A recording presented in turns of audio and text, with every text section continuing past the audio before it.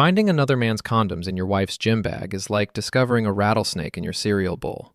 Shocking, venomous, and guaranteed to ruin your whole damn day. I'm Tom Harlan, 38 years old, IT security specialist for a mid-sized insurance company, and apparently the last person in my own marriage to know I'm being cuckolded. The evidence sits there on our kitchen counter like a neon sign.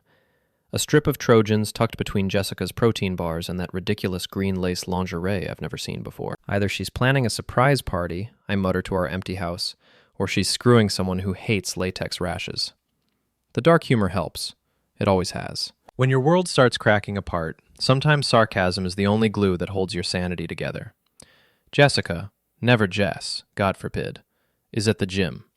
Again. She's been training for competitions for the past 6 months, which apparently requires 14-hour days at Platinum Fitness and weekend retreats with her trainer. I used to admire her dedication. Now I realize I've been admiring her deception. Our son Max shuffles into the kitchen, all elbows and attitude at 14. He's got Jessica's dark hair and my cynical eyes, though his cynicism comes from watching his parents pretend everything's fine. Mom's not coming to my science fair tonight, is she? He asks, grabbing a Pop-Tart. She's got a late session with Wyatt, I say, testing the name on my tongue like poison. Wyatt Miller, personal trainer extraordinaire, owner of the aforementioned condoms and recipient of my wife's newfound interest in exotic lingerie. Max shrugs with the practiced indifference of a kid who stopped expecting disappointment to hurt. Figured. She's been pretty busy lately. Busy. Right. After Max leaves for school, I do what any rational IT professional would do. I investigate. Jessica's laptop is a treasure trove of digital infidelity. Her browser history reads like a cheater's handbook.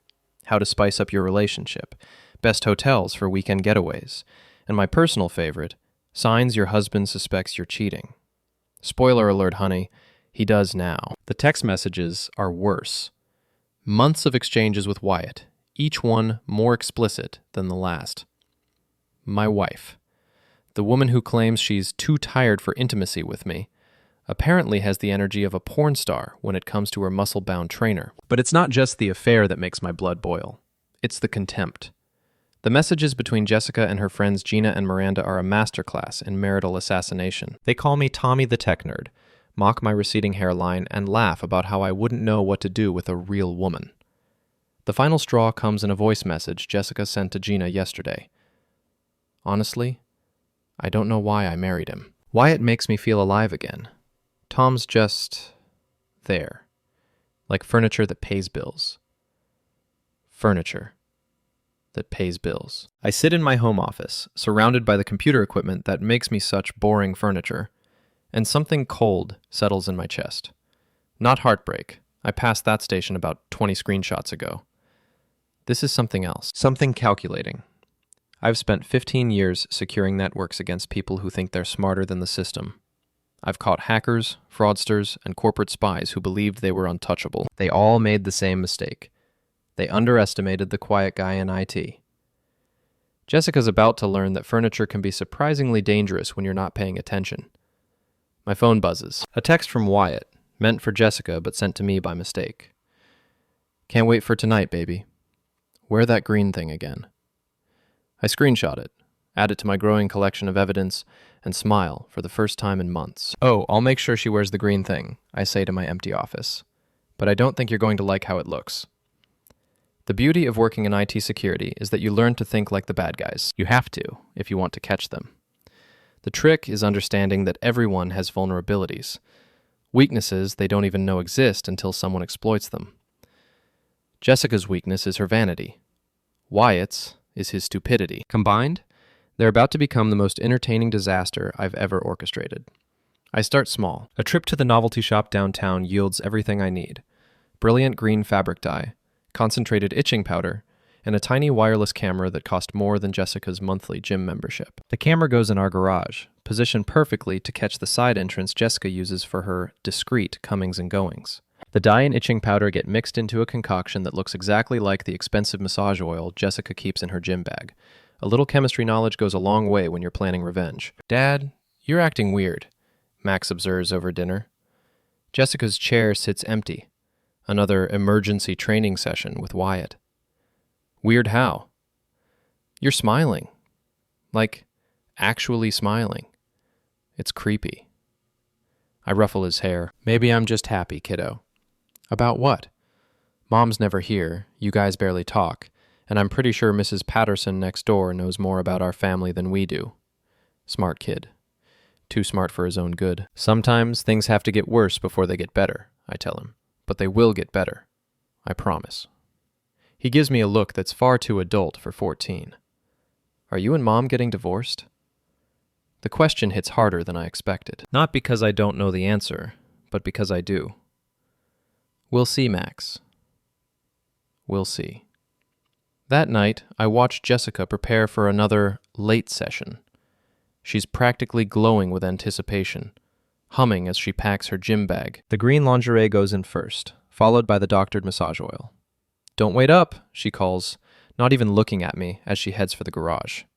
Wouldn't dream of it, I reply, settling in at my computer to watch the show. The camera feed is crystal clear. Jessica backs out of the garage at 7:23 p.m., presumably heading to whatever hotel she and Wyatt have chosen for tonight's rendezvous. I settle in with a beer and wait. They return at 11:47 p.m. The sight that greets me through the camera is better than I could have imagined. Jessica and Wyatt stumble out of her car looking like they've been attacked by radioactive leprechauns. Green streaks cover their skin, their hair, their clothes, but the real entertainment starts when the itching kicks in. Wyatt scratches his arms so frantically I'm worried he'll draw blood. Jessica claws at her neck, her face, anywhere the massage oil made contact. They're both trying to whisper argue while looking like extras from a low-budget zombie movie. What the hell was in that oil? Wyatt hisses, scratching his chest through his shirt. I don't know. It's the same brand I always use, Jessica whispers back, then breaks off to scratch her scalp vigorously. They try to sneak into the house through the garage, but our motion sensor lights have other ideas. Suddenly, they're illuminated, like performers on a stage, and I realize they're not alone. Mrs. Patterson, our 70-year-old neighbor who treats the homeowners association like her personal intelligence agency, is standing in her yard with her phone out, recording everything. Oh my, I hear her say through the thin walls. This is definitely going in the next HOA newsletter. Jessica and Wyatt freeze like deer in headlights, green, itchy deer who've been caught red-handed. Or green-handed, technically. Act natural, Jessica whispers. Natural? Wyatt scratches his neck so hard his shirt collar shifts. I look like the Incredible Hulk's rash. They hurry inside, leaving me alone with my beer and the most satisfying security footage I've ever recorded. But this is just the opening act. The real show starts tomorrow, when half the neighborhood has seen Mrs. Patterson's video, and the local gossip network kicks into high gear. I save the footage to 3 different drives, upload a copy to the cloud, and send myself the file via encrypted email. In my line of work, you never trust a single backup. Then I go to bed, humming the same tune Jessica was earlier. Funny how quickly the tables can turn. By morning, Mrs. Patterson's video has spread through our neighborhood's Facebook group like wildfire through a drought-stricken forest. The title reads, Strange Late-Night Activity at 47 Maple Street. Possible health hazard? The comments are pure gold. Is that Jessica Harlan? Why is she green? Looks like some kind of infection. Should we call the health department? My kids play in that yard. What if it's contagious? I always knew something was off about that woman. Jessica discovers her newfound internet fame over coffee. I watch her face cycle through confusion, recognition, horror, and finally rage as she scrolls through the comments on her phone. Tom, she says, her voice dangerously quiet. Did you see this? I look over her shoulder with practiced innocence. See what? Oh wow, is that you? What happened to your skin? You know exactly what happened. Her eyes narrow. This is your doing, isn't it? My doing? Honey, I was here all night. You can check the home security system if you want. Which she can't, because I'm the only one who knows how to access it. The perks of being the family tech support. Besides, I continue, I'm not the one sneaking around at midnight looking like I wrestled with a glow stick. She storms out, presumably to damage control with her friends. But Gina and Miranda are dealing with their own problems. Turns out their husbands saw the video too, and they're asking uncomfortable questions about their wives' girls' nights out. My phone rings. Dave Martinez, my gym buddy and one of the few people who knows about my suspicions. Dude, did you see the Facebook thing? Your wife looks like she fell into a vat of Nickelodeon slime. Yeah, it's weird. She says it was some kind of allergic reaction to a new soap. Uh-huh. And I'm sure it's just a coincidence that Wyatt Miller hasn't posted anything on Instagram since last night. Guy usually documents every protein shake and bicep curl. Dave's not stupid. None of my real friends are, which is why they've been trying to warn me about Jessica for months. Speaking of Wyatt, Dave continues, you should probably know he's been bragging at the gym about his married conquest. Real classy guy. The cold feeling in my chest spreads. It's one thing to cheat. It's another to humiliate your spouse publicly while doing it. Thanks for the heads up, I tell Dave. You okay, man? You sound different. I'm fine. Better than fine, actually. I'm focused. After hanging up, I dive deeper into Wyatt's digital life. The man has the cybersecurity awareness of a drunk toddler. His social media passwords are variations of his own name. His email is connected to everything, and his cloud storage is about as secure as a screen door in a hurricane. What I find there makes my blood boil. Videos, photos, screenshots of text conversations with Jessica. The bastard has been documenting their affair like it's some kind of trophy collection. But Wyatt's not just cheating with my wife. He's cheating with at least 3 other married women, including someone named Carol whose husband apparently thinks she's taking pottery classes on Thursday nights. I screenshot everything, organize it into neat folders, and start planning phase 2 of what I'm already thinking of as Operation Green Sting. My computer pings with a new email. It's from Jessica's boss at the fitness center where she teaches classes. Hi, Tom. Jessica called in sick today, but several clients are asking about the video going around social media. Could you have her call me when she's feeling better? We need to discuss some concerns about public image and health protocols. I forward the email to Jessica with a simple message. Thought you should see this. Her response comes back in all caps. This is all your fault. I type back, I'm not the one who decided to get freaky with massage oil in a public place, sweetheart.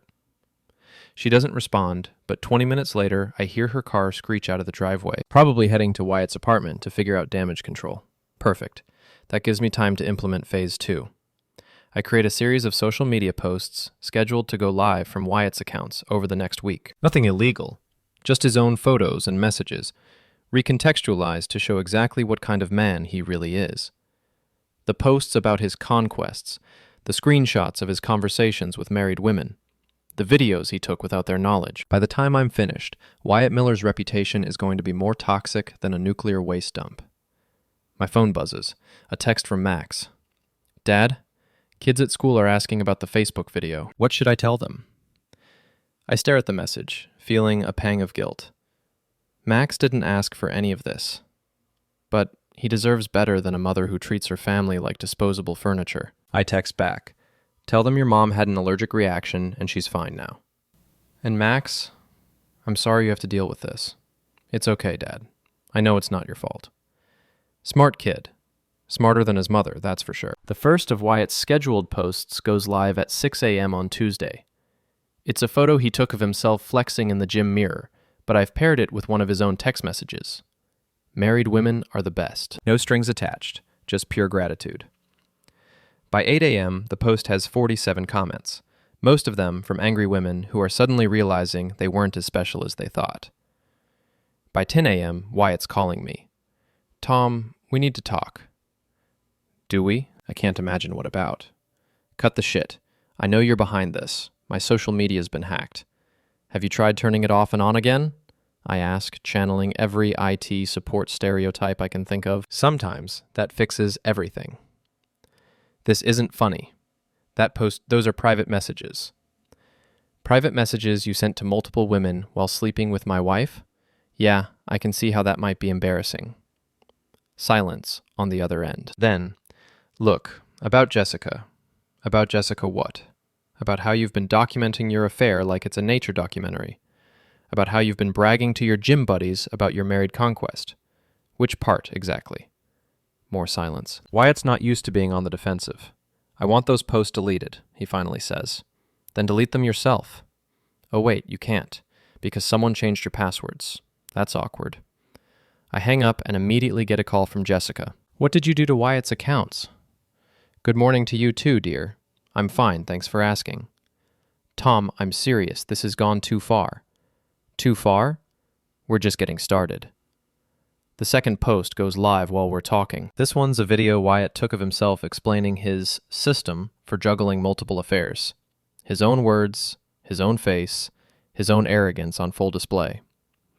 Oh look, I tell Jessica. Another post just went up. You might want to check it out. I can hear her phone pinging with notifications as friends start tagging her in the comments. The sound is like music. You're destroying his life, she says. I'm not destroying anything. I'm just sharing his own content with a wider audience. Think of it as a public service. This is insane. You're acting like a psychopath. I'm acting like a man whose wife has been cheating on him for months while mocking him to her friends. But sure, I'm the psychopath. She hangs up. Within an hour, she's at my office. I work for Meridian Insurance, a mid-sized company in a glass building downtown. Jessica's never visited me here. She's always claimed my work is too boring to understand. But here she is, dressed in her gym clothes and looking like she hasn't slept. We need to talk, she says, standing in my cubicle like an avenging angel. Several coworkers look over with interest. Sure, conference room B is free. I lead her to a small meeting room with glass walls. Privacy, but with visibility.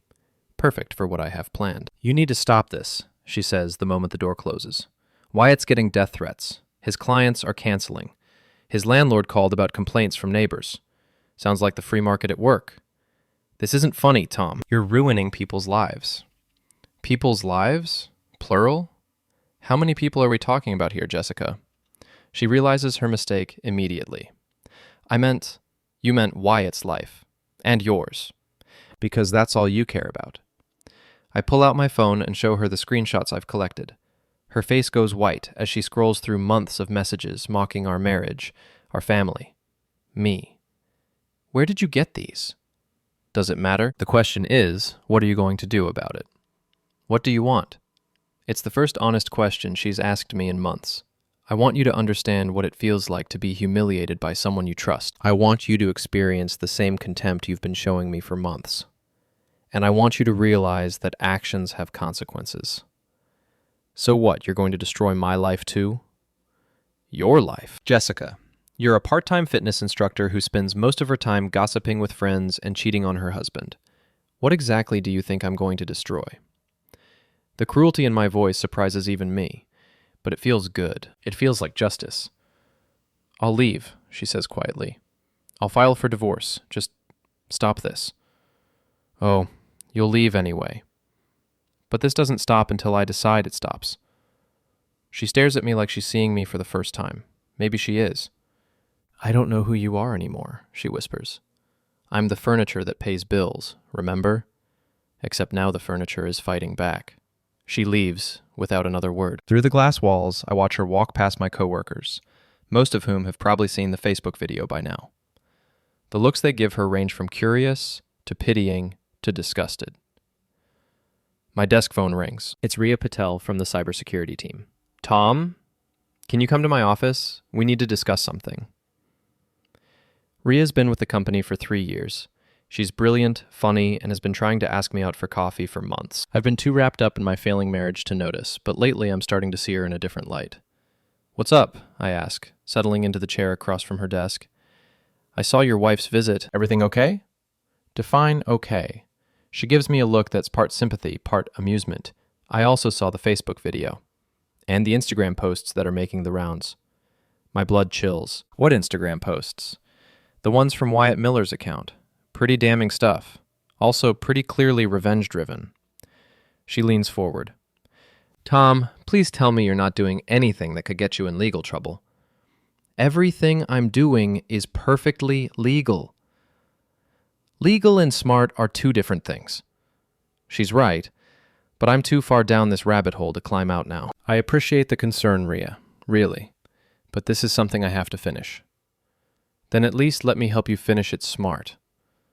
I look at her, really look at her, for the first time in months. Dark eyes, genuine concern, The kind of loyalty Jessica never showed me. Why would you want to help? Because you're a good man who's been treated like garbage by someone who doesn't deserve you. And because I've been waiting for you to notice me for about 6 months now. The honesty hits me like a physical blow. Here's someone offering genuine affection while I'm consumed with revenge against someone who never deserved my love in the first place. Rhea, I'm not asking for anything, Tom. Just don't destroy yourself over someone who isn't worth it. But as I look into her concerned face, I realize it's too late for that advice. I'm already too far gone, and Jessica and Wyatt are about to learn just how far a quiet IT guy can fall. The third post goes live Thursday morning, and this one breaks the internet. It's a compilation video I created using Wyatt's own footage, a greatest hits reel of his conquests, complete with his commentary about each woman's performance and husband situation. The gym calls Wyatt before 9 a.m. and fires him. By noon, 3 different wives have shown up at his apartment building demanding answers. By evening, someone has spray-painted "Homewrecker" across his Mustang in bright green letters. I'm admiring photos of the vandalism on Facebook when my doorbell rings. It's Dave, and he doesn't look happy.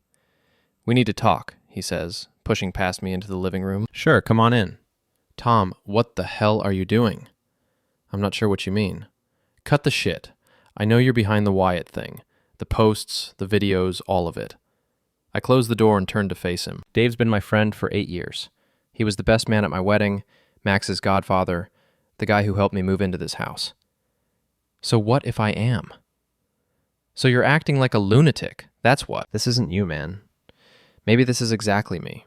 Maybe I've just been hiding it under a layer of suburban niceness for too long. Listen to yourself. You sound like a movie villain. He's not wrong, but I don't care anymore. Jessica deserves this. Maybe she does. But Max doesn't. And you're going to lose him if you keep going down this road. That stops me cold. Max understands. Max is 14 years old and watching his father turn into someone he doesn't recognize. You think that's good for him? Before I can answer, my phone buzzes with a text from Jessica. "Meet me at Starbucks on 5th Street. 1 hour. Come alone." I show Dave the message. He shakes his head. "Don't go. Nothing good comes from meeting your cheating wife in secret. I'm not afraid of Jessica. You should be afraid of yourself. But I go anyway." The Starbucks is crowded with the usual mix of students, remote workers, and soccer moms. Jessica sits in a corner booth, looking like she's aged 5 years in the past week. Her perfect fitness instructor image is cracked, revealing something raw and desperate underneath. "You came," she says as I sit down. "You asked me to. I asked you to stop destroying my life, but you didn't do that either." I order a coffee from the barista and settle in. "What do you want, Jessica?" "I want to understand what happened to you. The man I married wouldn't do this." "The man you married was a doormat. He let you walk all over him while you screwed your trainer and mocked him to your friends. I never meant for you to find out like this. You never meant for me to find out at all." She looks down at her hands. "You're right. I'm sorry. Sorry you got caught, or sorry you did it. Both. All of it. Tom, I know I hurt you, but this has to stop. Wyatt's life is ruined. His career, his reputation, everything. Good." The coldness in my voice makes her flinch. "What about my life? My job? My friends? What about them?" People are starting to ask questions about the video, about my connection to Wyatt, about why my husband is acting like a psychopath. Maybe you should have thought about that before you decided to cheat. I want a divorce. Fine, you can have one. I want half of everything. You can try. I want joint custody of Max, over my dead body. Her composure finally cracks. "You can't keep him from me. I'm his mother. You're a cheating, lying narcissist who spent the last 6 months treating her family like an inconvenience. You think any judge is going to give you custody after seeing the evidence I've collected? What evidence?" I pull out my phone and show her a folder labeled Divorce Proceedings.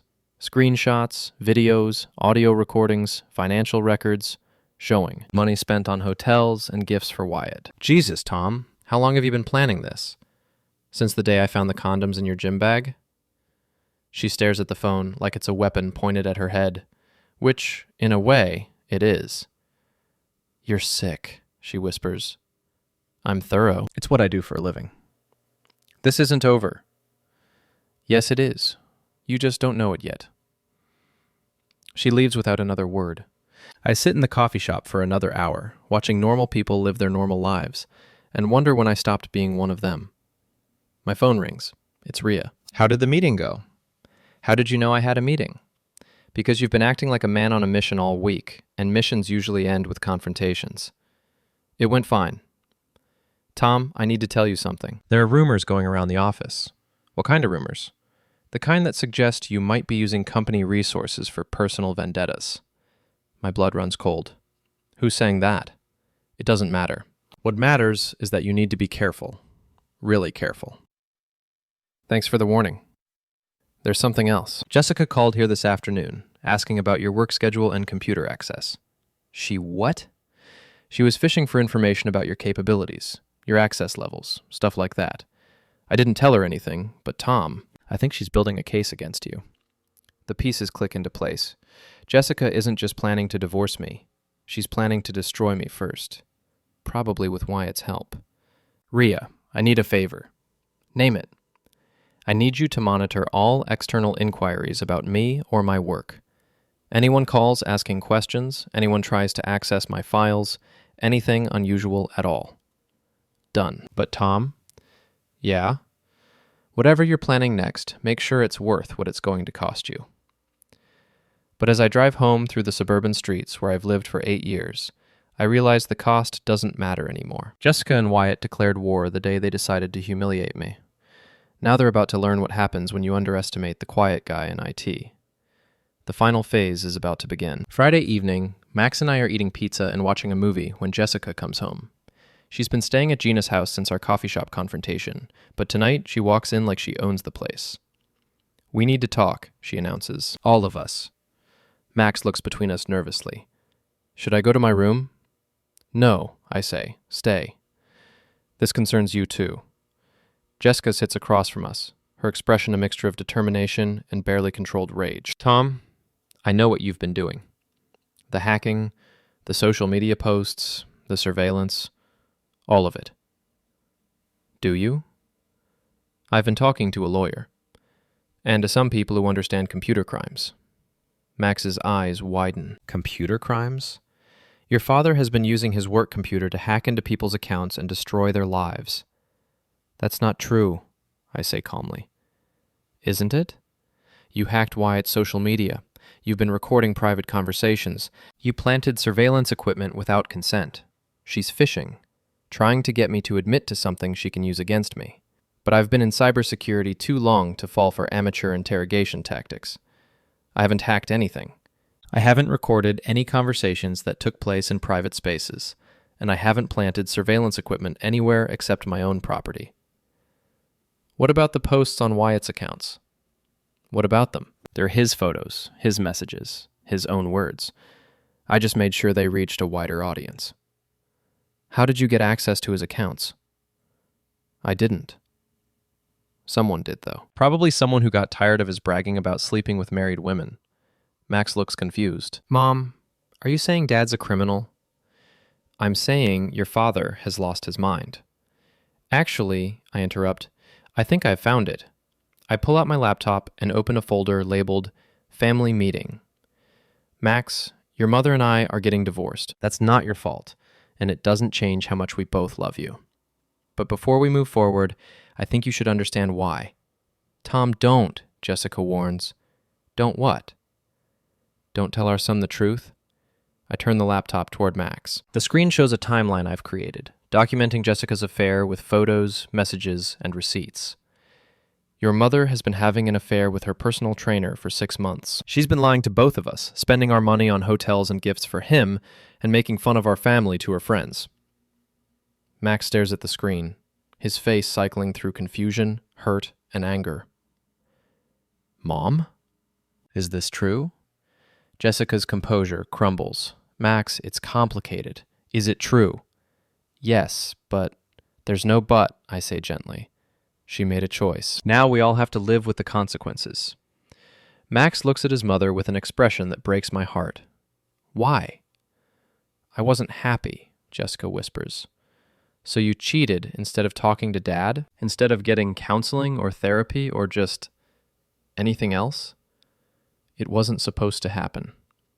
It just did. Bullshit. The word comes out of Max with surprising venom. Nothing just happens. You chose this. He storms out of the room. Jessica starts to follow, but I stop her. Let him go. You've done enough damage for one night. This is your fault, she says. You turned him against me. I showed him the truth. You turned him against you the day you decided our family wasn't worth your loyalty. I want you out of this house. This is my house. My name is on the mortgage, the deed, and every utility bill. You want out? There's the door. I'll fight you for custody. With what? Your stellar track record as a cheating spouse? Your stable income from the part-time job you're about to lose? Your character witnesses, who are all dealing with their own infidelity scandals? She stares at me like I'm a stranger. Maybe I am. What happened to you, Tom? You used to be kind. I used to be naive. There's a difference. After she leaves, I find Max in his room, staring at his computer screen. You okay, kiddo? Not really. But I will be. I'm sorry you had to find out like that. I already knew. Not the details, but... I'm not stupid, Dad. I could see what was happening. Why didn't you say anything? Because I hoped I was wrong. And because I didn't want to hurt you. The maturity in his voice makes me proud and heartbroken at the same time. What happens now, he asks. Now we figure out how to be a family of two. Think you can handle that? Can you? It's a fair question. The man who's been orchestrating revenge plots for the past week might not be the best candidate for single fatherhood. I'm going to try. But Max, I need you to know something. The things I've done this week, that's not who I want to be. I was angry and hurt, and I handled it badly. Did they deserve it? Maybe, but that doesn't make it right. Are you going to stop?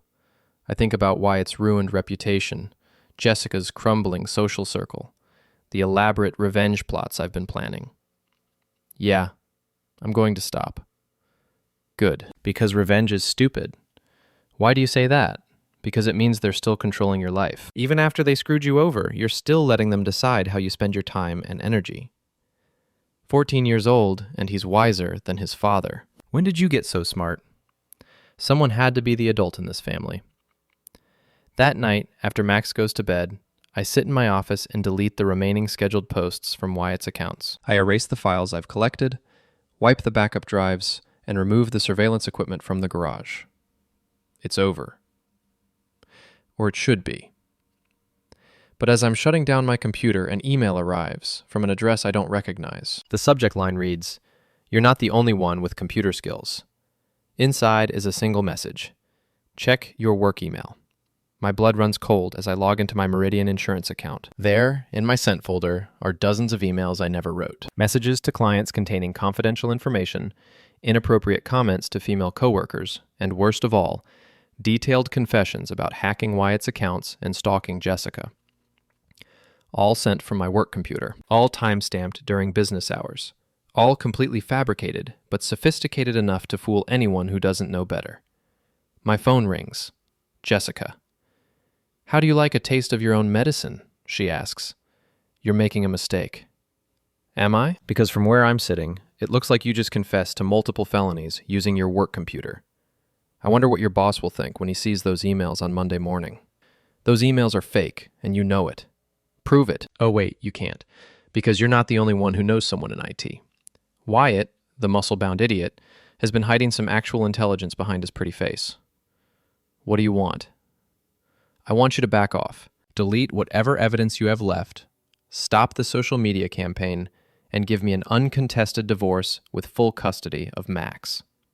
And if I don't, then Monday morning, your boss gets copies of those emails, along with a detailed report about how you've been using company resources to cyberstalk and harass innocent people. Max will never forgive you if you destroy his father's life. Max will understand that I was protecting myself from an abusive husband. The line goes dead. I stare at my computer screen, reading through the fabricated emails that could end my career and possibly land me in prison. For the first time in a week, I feel genuinely afraid. But fear, I'm discovering, can be just as motivating as anger. Saturday morning brings unexpected visitors. I'm making coffee when the doorbell rings, revealing Dave and Rhea standing on my front porch. "Intervention time," Dave announces, walking past me into the house. "This isn't necessary," I start, but Rhea cuts me off. "Tom, Jessica and Wyatt tried to hack your work email last night. They triggered about 15 different security protocols in the process." I stare at her. "How do you know that?" "Because I've been monitoring your account since Thursday, remember? And because Wyatt Miller is about as subtle as a brick through a window when it comes to cybersecurity." She pulls out her laptop and shows me a detailed log of the intrusion attempts. "They got in through a phishing email that harvested your login credentials. Then they used a pretty sophisticated spoofing program to make it look like the fake emails came from your actual workstation." "Can you prove they're fake?" "Already did. The metadata shows they were composed on a machine with Wyatt's fingerprints all over it, literally. He's been posting gym selfies with his laptop in the background for months." Dave sits down heavily on my couch. "So, let me get this straight. Your cheating wife and her boyfriend tried to frame you for computer crimes." "Looks that way." "And they're threatening to destroy your career unless you let them have everything they want in the divorce?" "That's the plan." "Well," Rhea says, closing her laptop, "it's a terrible plan." "Why?" "Because attempting to frame someone for cybercrimes is itself a cybercrime, a federal one. And because they left more digital evidence than a teenager's browser history. I feel something I haven't experienced in days. Hope. What are my options?" Option 1. We turn everything over to the FBI and let them handle it. Jessica and Wyatt go to prison. You get your life back. But it becomes a very public, very messy federal case. What's option 2? Rhea grins, and for the first time I see a hint of the same darkness that's been driving me all week. Option 2, we give them exactly what they deserve. Rhea, Tom, these people tried to destroy your life. Not just hurt you or embarrass you. Actually destroy you. Your career, your freedom, your relationship with your son. That goes way beyond adultery. Dave nods grimly. She's right. This is war now. What did you have in mind? Rhea opens her laptop again and shows me a new folder labeled Operation Checkmate. We're going to let them think they won. You're going to agree to their demands, sign whatever papers they want, and act like the defeated husband they think you are. And then we spring the trap. The plan is elegant in its simplicity. We'll document everything. Jessica and Wyatt's extortion attempt, the fake emails, their confession to cybercrimes. But instead of going to the authorities, we'll wait for them to make their next move. They won't be able to resist gloating, Rhea explains. Narcissists never can.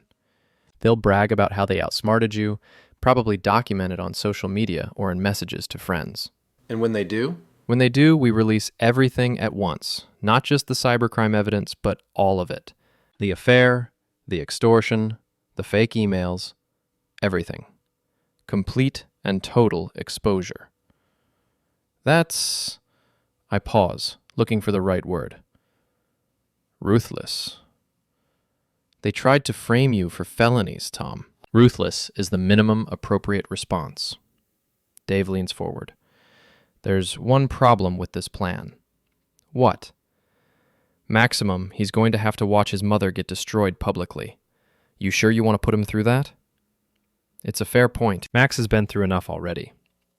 What if we give Jessica one chance to back down? She won't take it, Rhea says. People like her don't back down. They double down. Then we'll let her. I called Jessica that afternoon and arranged to meet at a lawyer's office downtown.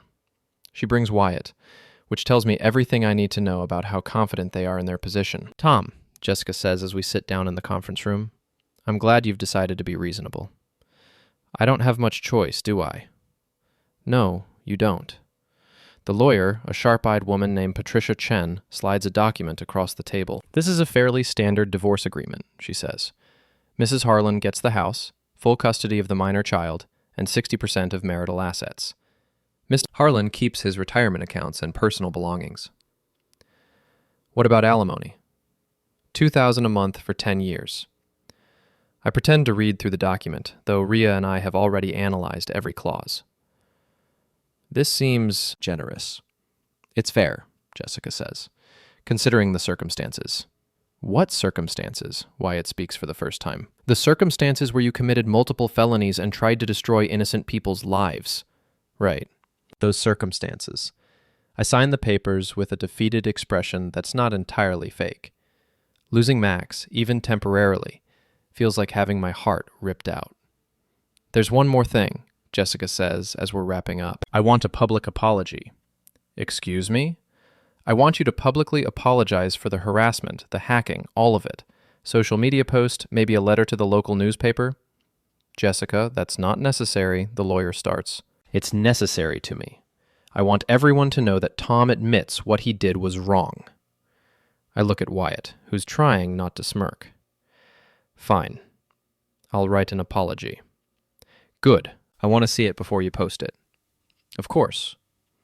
We shake hands like civilized people, and I walk out of that office looking like a man who's lost everything. Because in a way, I have. The old Tom Harlan, the trusting husband, the naive suburban dad, is gone forever.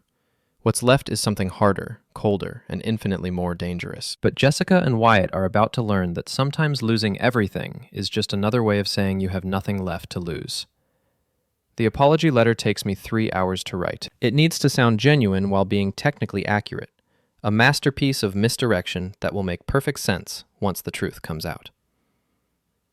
I want to publicly apologize for my recent behavior regarding my wife Jessica and Wyatt Miller. My actions were driven by anger and hurt, and I handled the situation poorly. I should have addressed my concerns through proper channels instead of taking matters into my own hands. I deeply regret any harm my actions may have caused, and I take full responsibility for my choices. I hope that everyone involved can move forward and heal from this difficult situation. Jessica loves it. She posted on Facebook with her own commentary about, quote, toxic masculinity and, quote, the importance of accountability. The post gets dozens of supportive comments from people who think I'm a controlling husband who finally got his comeuppance. Wyatt shares it on his Instagram with the caption, "Sometimes real men have to step up and protect their women." Respect to Tom for finally doing the right thing.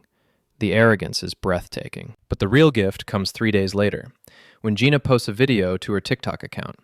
She's clearly drunk, celebrating at some bar with Jessica and Miranda, and she's telling the whole story to anyone who'll listen. So Jessica's husband was like totally stalking her and her boyfriend, she slurs into the camera, like hacking their accounts and posting all their private stuff. But Jess and Wyatt are like super smart, so they totally turned it around on it. They made fake emails to make it look like he was doing illegal stuff at work, and now he's going to lose everything in the divorce. She giggles and raises her drink to Jessica for showing that cheaters can win if they're smart enough. The video gets shared 47 times before Gina sobers up and deletes it. But by then, Rhea has already downloaded copies and documented every share, every comment, every piece of evidence we need. They just confessed to conspiracy, extortion, and cybercrime, she tells me over coffee, on social media. While drunk. This is almost too easy. What's our next move? We wait for them to get comfortable. Let them think they've won completely. We don't have to wait long. A week after the divorce papers are signed, Jessica moves Wyatt into our house. My house, technically, though the divorce agreement gives her temporary residence rights until the property settlement is finalized. Max calls me that night, furious. Dad, they're acting like this is their house now. Wyatt's using your office, sleeping in your bed, eating food from your kitchen. I know it's hard, kiddo. Why are you letting them do this? Why aren't you fighting back? Sometimes you have to lose a battle to win the war. That's the stupidest thing I've ever heard. Trust me, Max. Just a little longer. But Max's patience runs out before mine does. 3 days later, he shows up at my apartment with a suitcase. I can't live there anymore, he says. Mom's acting like she's some kind of queen, and Wyatt keeps trying to be my new dad. It's gross. Max, the custody agreement. Screw the custody agreement. I'm 14, not 4. I can choose where I want to live. He's right, legally speaking. At his age, his preference carries significant weight with family courts. Are you sure about this?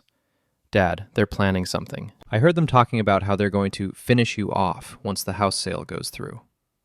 What do you mean?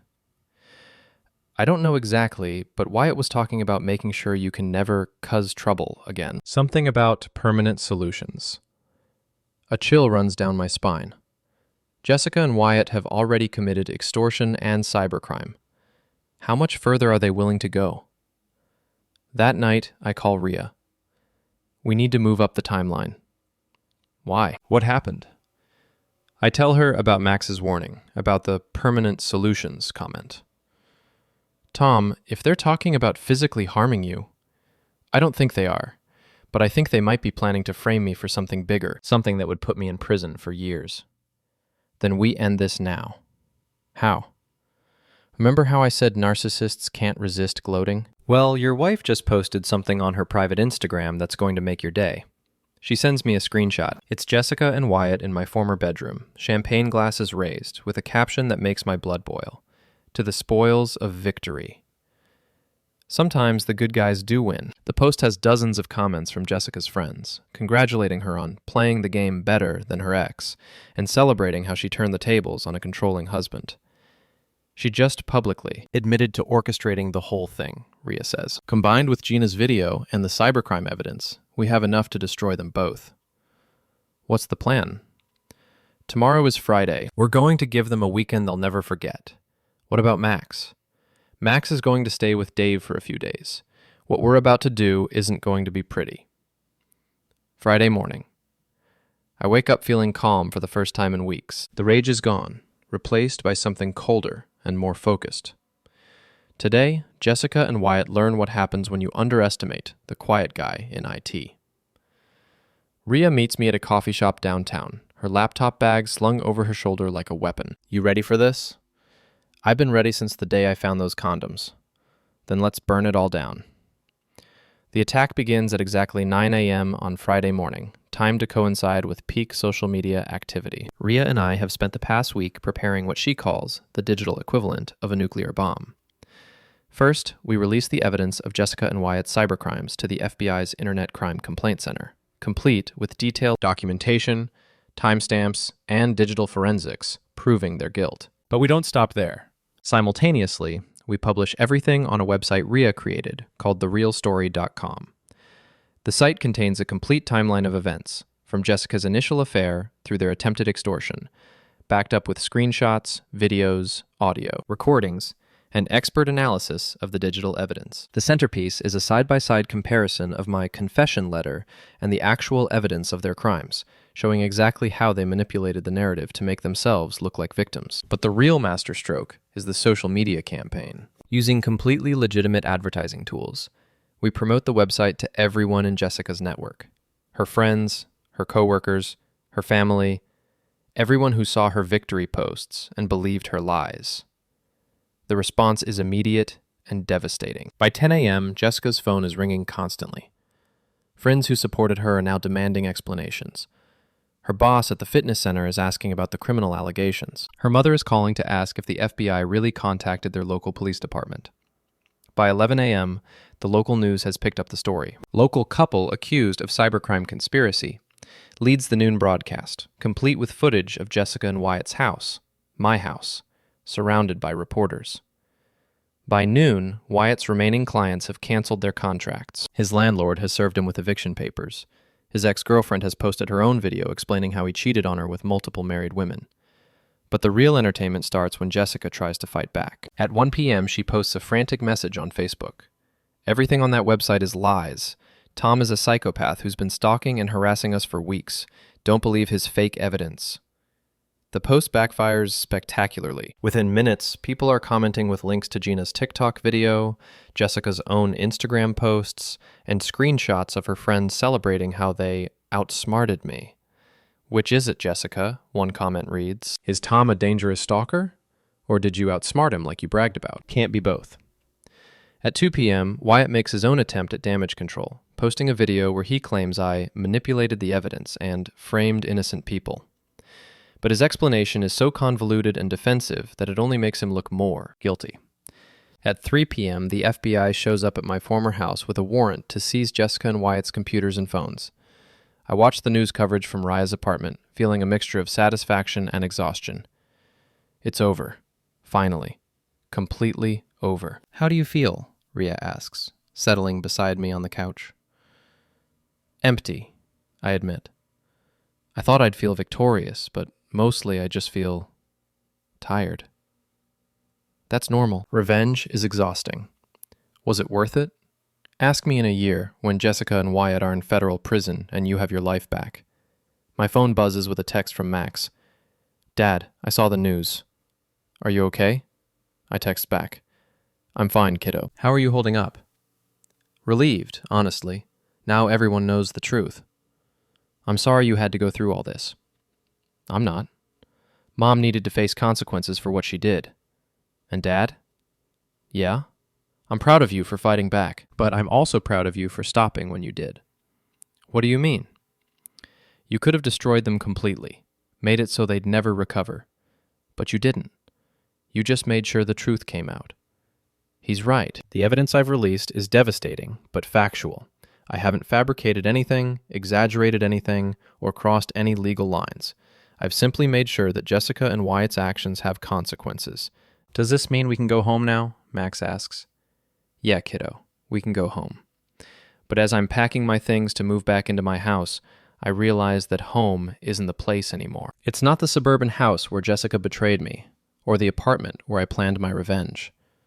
Home is wherever Max and I are together, building something new from the ruins of what came before. My phone rings. It's Dave. Tom, you magnificent bastard. I just watched Jessica get arrested on live television.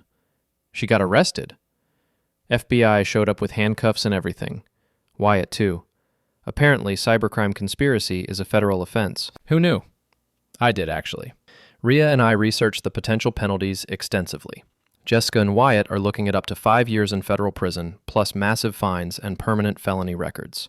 How do you feel about that? Dave asks. I feel like justice has been served. And I feel like it's time to move on. That evening, Max and I walk through our house together, surveying the damage from Jessica and Wyatt's brief occupation. They've left it in shambles. Dirty dishes everywhere, furniture moved around, my office completely ransacked. It's going to take a while to clean this up, Max observes. We've got time. Dad? Yeah? What happens now? With Mom, I mean. It's a hard question. Jessica is still his mother, despite everything she's done. Your mom made some very bad choices, and now she has to face the consequences. But that doesn't change the fact that she loves you. Does she, though? Because it seems like she loved herself more than she loved either of us.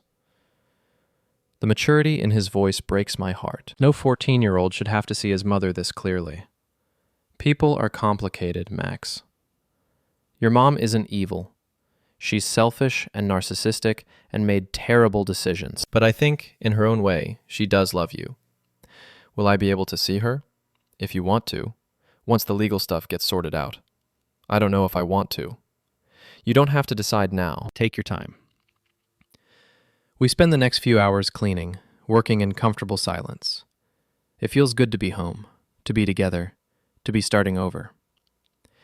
Around midnight, as we're finishing up the kitchen, Max asks the question I've been dreading. Dad, are you going to be okay? Like, mentally? After everything that's happened? What do you mean? I mean, you went kind of dark there for a while.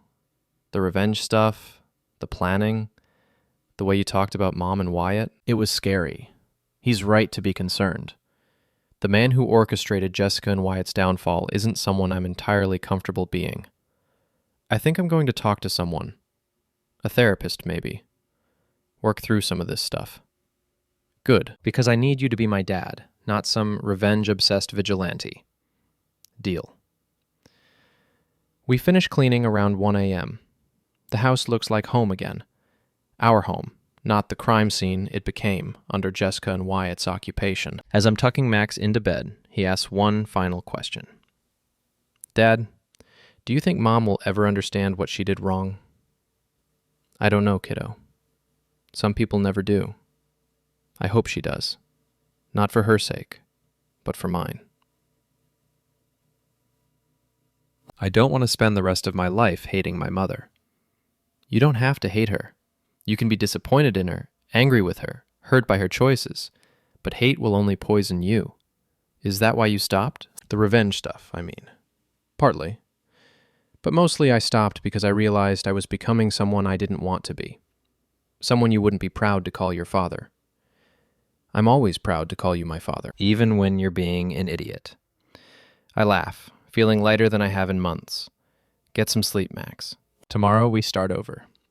Together. Epilogue, 6 months later. The courtroom is packed with reporters and curious onlookers as Jessica and Wyatt stand before the federal judge for sentencing. I'm sitting in the back row with Max and Rhea, watching the final chapter of this story unfold. Jessica gets 3 years in federal prison plus 2 years of supervised probation. Wyatt gets 4 years thanks to his prior record of identity theft that came to light during the investigation. Both are ordered to pay substantial fines and restitution. As they're led away in handcuffs, Jessica looks back at Max with tears in her eyes. He doesn't look away, but he doesn't wave either. He just watches his mother face the consequences of her choices with the same mature acceptance he's shown throughout this entire ordeal. You okay? I ask him as we leave the courthouse. Yeah. It's sad, but it's also right. She did this to herself. And to us. Yeah, but we're okay now. He's right. We are okay.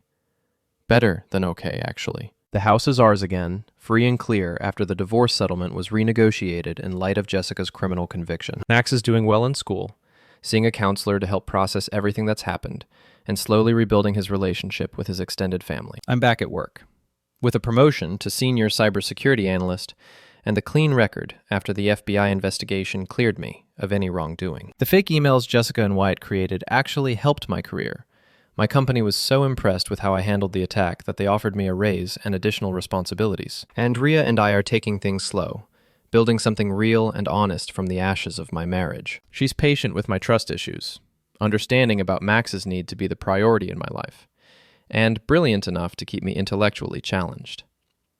So what now? She asks as we walk to the car. This chapter is finally closed.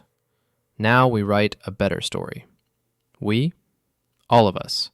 Max, me, you if you want to be part of it. I want to be part of it. Max grins from the back seat. Does this mean Rhea's going to be around more often? If that's okay with you, it's okay with me. She's way cooler than Mom ever was. As we drive home through the suburban streets where this all began, I think about the man I was 6 months ago. Naive, trusting, willing to ignore obvious signs of betrayal because it was easier than facing the truth. That man is gone, replaced by someone harder but wiser. Someone who understands that trust must be earned and that actions have consequences.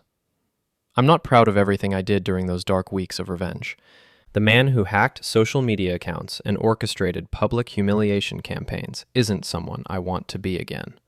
But I'm not ashamed of fighting back when my family was threatened.